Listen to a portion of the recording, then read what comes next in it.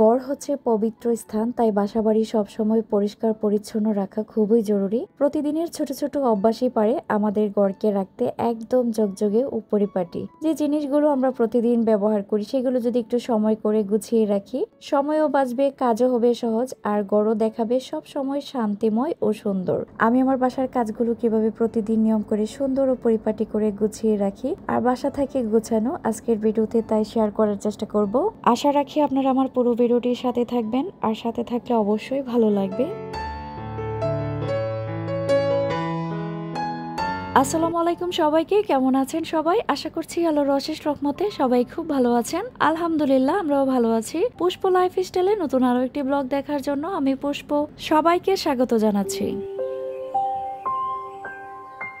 প্রতিদিনের মতোই কাজকর্ম দিয়ে ভিডিওটা শুরু করেছি, আর কাজের শুরুতেই হচ্ছে মাছগুলোকে খাবার দেওয়া। খুব শখ করে মাছ, পাখি, গাছ এগুলো পালি। চেষ্টা করি নিজের শখের জায়গাটা ঠিক রেখে এগুলোকে যত্ন নেওয়ার। ওরা হচ্ছে অবলা প্রাণী, কিছুই বলতে পারে না। আমি যখন মাছগুলোর কাছে যাই ওরা বুঝতে পারে আমি ওদের খাবার দিতে এসেছি, একদম দৌড়াদৌড়ি শুরু করে দেয়। আর খাবারটা দিলে তো মাশাআল্লাহ খুব সুন্দর করে খাই। আমি মাছগুলোকে খাবার দিয়ে পাখিকেও খাবার দিয়েছি। অনেক আগে আপনাদের সাথে শেয়ার করেছিলাম পাখিগুলো ডিম দিয়েছে, ওই ডিমগুলো নষ্ট হয়ে গেছে, বাচ্চা হয়নি। এবার একটা সুখবর হচ্ছে কিছুদিন আগেও পাখিগুলো ডিম পেড়েছে, আর সেই ডিম থেকে একটা বাচ্চা হয়েছে। বাচ্চাটা একটু একটু করে বড় হচ্ছে মাশাআল্লাহ। যখন বড় হয় হয়তো আপনাদের সাথে কোনো এক সময় শেয়ার করব।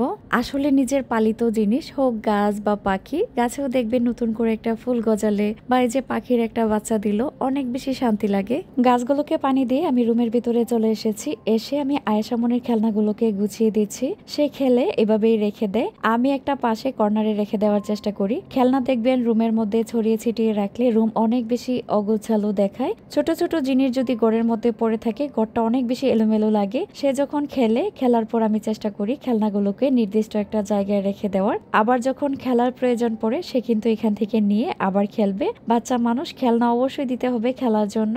ওরা খেলাধুলা করার পর জায়গার জিনিস জায়গায় রেখে দিলে ঘরটা অনেক বেশি গুছানো দেখাবে। পুতুলগুলোকে বিছানার একটা পাশে রেখে দিয়েছি, এই বিছানায় ঘুমানো হয় না। আর ওর যে ছোট ছোট খেলনাগুলো সেগুলো দেখুন, কিছু আমি ব্যাগের মধ্যে রেখেছি আর কিছু এই যে সেলফটা সেটার মধ্যে গুছিয়ে রেখে দিচ্ছি। এটা আমার কিচেনের ছিল, তো কিচেনের কাজে লাগে না, ওকে খেলার জন্য দিয়ে দিলাম। তো খেলাধুলার পর এটার মধ্যে মাঝে মধ্যে গুছিয়ে রাখে। তারপরও যে ছোট ছোট জুড়িগুলো আছে সেগুলোর মধ্যে আমরা খেলনা গুছিয়ে রাখতে পারি। এখন চলে এসেছি কাপড় ওয়াশ করার জন্য। কাজের শুরুতেই চেষ্টা করি কাপড়গুলো ওয়াশ করার। আর এখন যেহেতু ছোট দিন, শীতের দিন, রোদের তাপও কম, চেষ্টা করবেন সকাল সকাল কাপড় ধোয়ার, তাতে করে দিনে দিনে কাপড় শুকিয়ে যাবে। এই যে জুড়িটা দেখছেন, প্রতিদিনের ব্যবহারকৃত যত কাপড় হয় সব আমি জুড়ির মধ্যে রেখে দিই, তাতে করে ময়লা কাপড়গুলো দেখা যায় না। আর আমার বাচ্চাদের জন্য অনেক সুবিধা হয়, ওরা গোসল করার পর কাপড়গুলো জুড়িতে রেখে দিতে পারে। জুড়িটা কিন্তু বাথরুমের পাশেই রাখা আছে।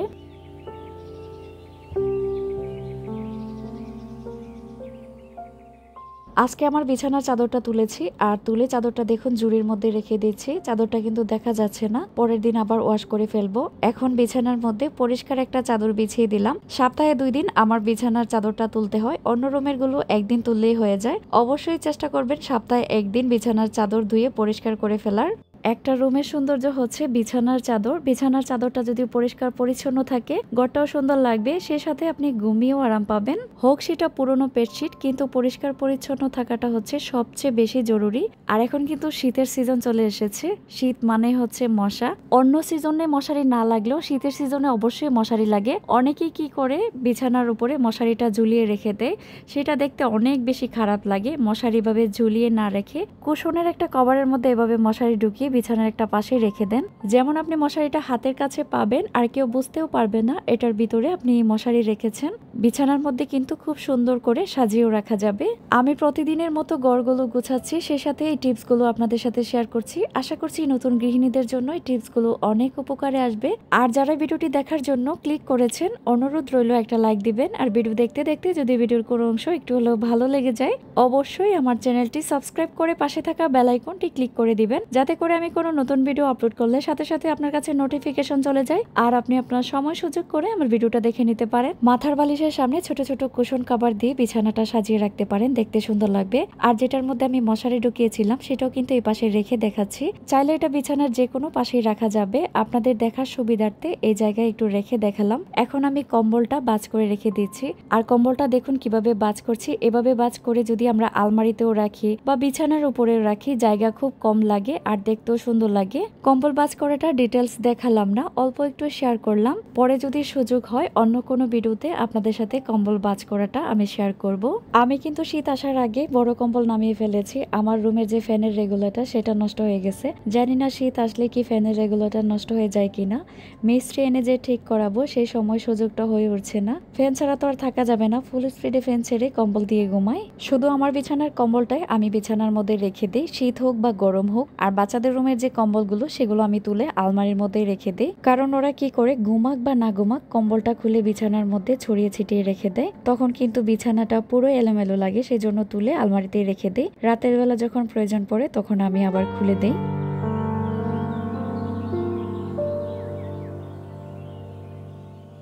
একটা রুমের মধ্যে থাকে খাট, আলমারি আর ড্রেসিং টেবিল। খাটটা তো গুছিয়ে ফেলেছি, আর আলমারির ভিতরে তো কাপড়গুলো আছে সেটা তো আর দেখা যায় না। এখন ড্রেসিং টেবিলের উপরে যে কসমেটিক্স গুলো আছে সেগুলো একটু গুছিয়ে নিচ্ছি। কসমেটিক্স গুলো কিন্তু আমি এভাবে একটা ঝুড়ির মধ্যে সুন্দর করে একটার পর একটা রেখে দিই, তাতে করে হাতের কাছে সবকিছু পাওয়া যায়। আর ড্রেসিং টেবিলের উপরটাও কিন্তু অনেক সুন্দর ও গুছানো দেখায়। এগুলো হচ্ছে প্রতিদিনের ব্যবহারের বা অন্যান্য যে কসমেটিক্স গুলো আছে আমি ব্যবহার করি বা অন্যান্য জিনিস, সেগুলো কিন্তু আমি এরকম ঝুড়ির মধ্যে সুন্দর করে গুছিয়ে রেখে দেই। এভাবে সুন্দর করে গুছিয়ে রেখে দিলে হয় কি, আমি সব সময় কাজে ব্যস্ত থাকি, ওরা গোসল করে বা যে কোনো সময় ওদের ক্রিম লোশনের প্রয়োজন পড়লো, ছোট মানুষ ওরা কিন্তু সবকিছু একসাথে হাতের কাছে পেয়ে গেল।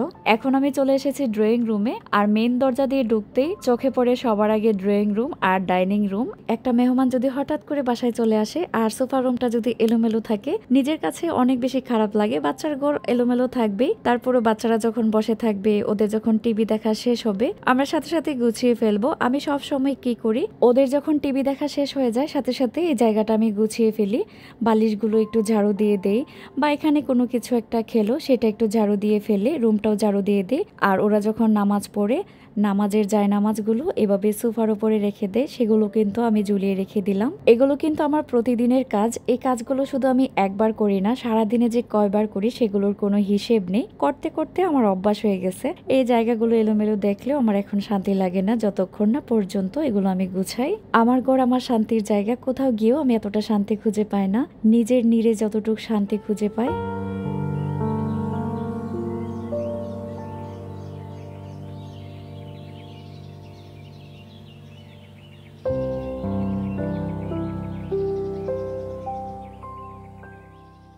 ড্রয়িং রুমটা সুন্দর করে গুছিয়ে চলে এসেছি ডাইনিং টেবিলটা গুছাতে। আমার 3 ছেলের পড়ালেখা ডাইনিং টেবিলের মধ্যেই চলে। টিচার পড়াক বা আমি পড়াই, ডাইনিং টেবিলের মধ্যে বসলে সুবিধা হয়, একটু খোলামেলা আছে, জায়গা নিয়ে বসা যায়। রুমের টেবিলগুলো যেহেতু ছোট ওইভাবে বসা যায় না, তো ওদের পড়ালেখার পর বই খাতা কিন্তু ওইভাবে টেবিলের মধ্যে কিছু পড়ে থাকে, আমি সময় সুযোগ করে গুছিয়ে দিই। অনেকে আছে খাওয়া দাওয়ার পর ডাইনিং টেবিলের মধ্যে হাঁড়ি পাতিল সবকিছু রেখে দেয়, সেটা কিন্তু দেখতে খুব খারাপ লাগে।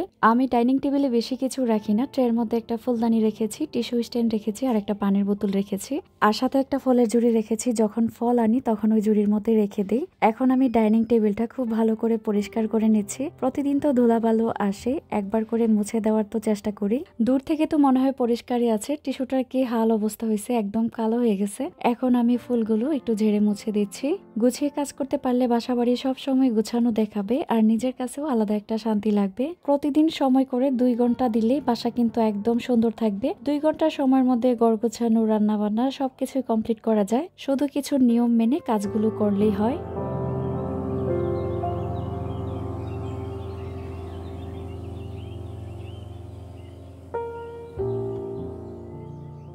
আমার কাজের চাপটা পড়ে যায় তখন যখন আমার বাইরে যেতে হয়। বাইরে তো 6 বার 7 বার 8 বার আপ ডাউন করতে হয়। যেদিন বাইরে যেতে না হয় সেদিন একটু গুছিয়ে সুন্দর করে কাজগুলো করতে পারি। প্রতিটা রুম গোছানোর পর, ডাইনিং ড্রয়িং রুম গোছানোর পর কাজ থাকে এই যে ফার্নিচার গুলো বা ফুলগুলো আছে সেগুলো একটু ঝেড়ে মুছে দেওয়া। প্রতিদিন চেষ্টা করি ফার্নিচার পরিষ্কার করার, যদি না পারি একদিন পর পর তো অবশ্যই করে দিই।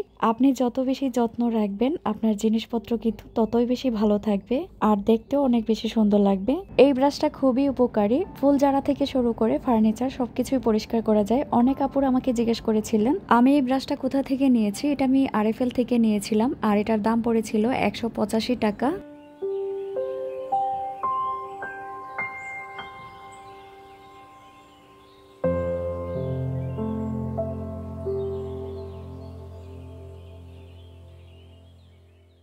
গত ভিডিওতে অনেক আপুরা কমেন্ট করেছিলেন তাদের নামগুলো বলার জন্য। আপনাদের সবার নামগুলো আমি স্ক্রিনশট দিয়ে রেখেছি। ইনশাল্লাহ পরের ভিডিওতে আপনাদের নামগুলো অবশ্যই পড়বো। আজকে যে ভিডিওটা করেছি তার সম্পর্কে না বললে, মানে ভিডিও সম্পর্কে কথা না বললে হবে না, সেই জন্য আপনাদের কমেন্টগুলো পড়তে পারলাম না। পরের ভিডিওতে অবশ্যই আপনাদের নামগুলো আমি পড়ে দিব।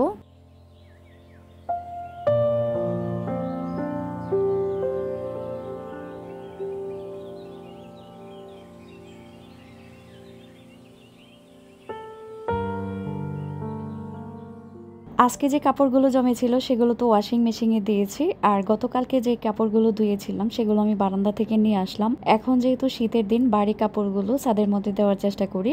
আর এগুলো হচ্ছে আমার রেগুলার কাপড়, আমার পরার কাপড়, সেগুলো আমি বারান্দায় দিয়েছিলাম। তো বারান্দা থেকে যে ক্লিপগুলো এনেছি সেগুলো আমি একটা বক্সে রেখে দিচ্ছি। বাইরে কাপড় দিলে কিন্তু ক্লিপ লাগে আর না হয় কাপড় নিচে পড়ে যায়। আমি এরকম বক্সের মধ্যে ক্লিপগুলো রেখে দিই, আবার যখন কাপড় মেলতে যাব বক্স থেকে খুলে মেলে দিতে পারবো, মানে হাতের কাছেই পাবো। ছোট ছোট জিনিসে দেখবেন সময় বেশি লাগে, খুঁজে না পেলে মন মেজাজও খারাপ হয়। ক্লিপগুলো আমি মাছের যে অ্যাকুরিয়ামের নিচের তাকগুলো আছে তার মধ্যেই রেখে দিই। রাখতে এসে আপনাদের সাথে আরো একটা টিপস শেয়ার করছি। এই যে দেখুন বক্সের মধ্যে আমি সুই সুতা রেখে দিয়েছি। সুই সুতা কিন্তু সব সময় লাগে, বাচ্চাদের কাপড় হোক একটু ছিঁড়ে গেল, মানে প্রয়োজন লাগেই সব সময়। তো এরকম বক্সে করে রেখে দিলে হাতের কাছে পাওয়া যায় আর ছোটাছুটি করার প্রয়োজন পড়ে না। অনেক সময় তো না থাকলে এর বাসা ওর বাসা থেকে চেয়ে এনে কাজগুলো করো, তো সেটা না করে নিজের বাসায় এরকম বক্স করে রেখে দিলে প্রয়োজনের সময় অবশ্যই কাজে লাগে। আর একটা ঝুড়ির মধ্যে প্রতিদিন ব্যবহারের যে ওষুধগুলো সেগুলো রেখে দিই, যেমন গ্যাসের ওষুধ। আর এখন যেহেতু ঠান্ডার সিজন,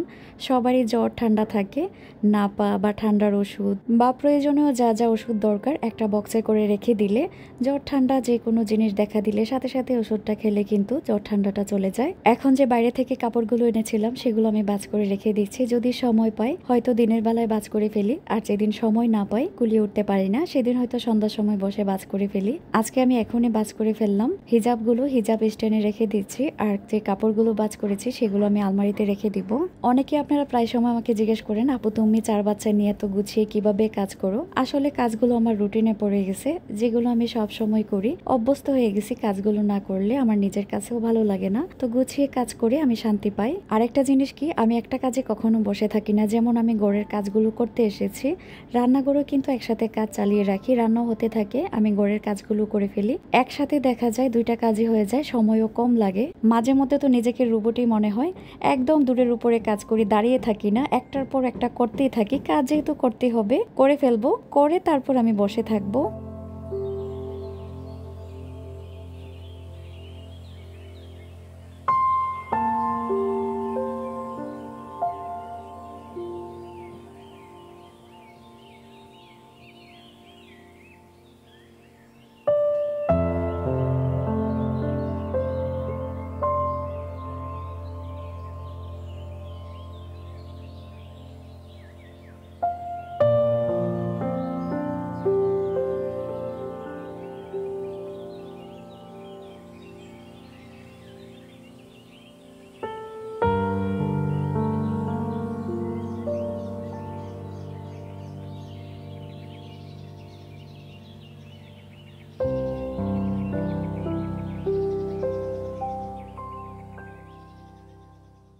আলমারির ভিতরে কাপড়গুলো রেখে সুন্দর করে গুছিয়ে ফেললাম। এরই মধ্যে কিন্তু আমার বাচ্চারা বাসায় চলে এসেছে।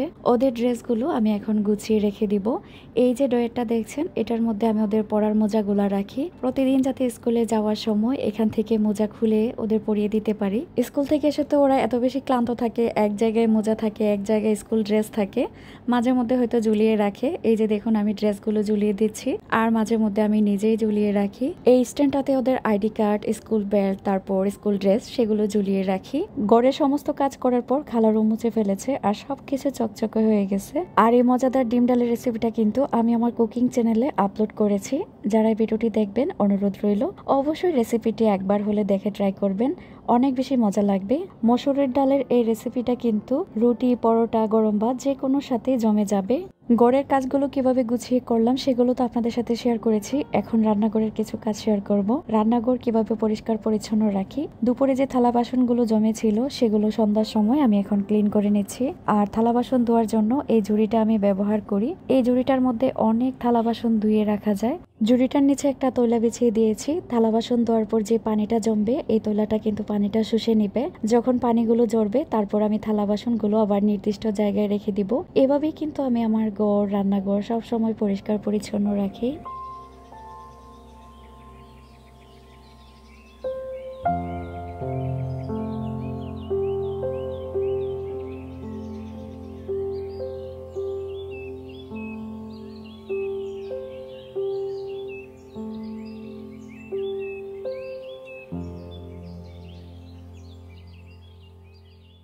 আমার মতো ছোট বাচ্চার মা হলে অবশ্যই এই নিয়মগুলো মেনে সংসারের কাজগুলো করতে পারেন। আপনার সংসারও সবসময় গুছানো থাকবে।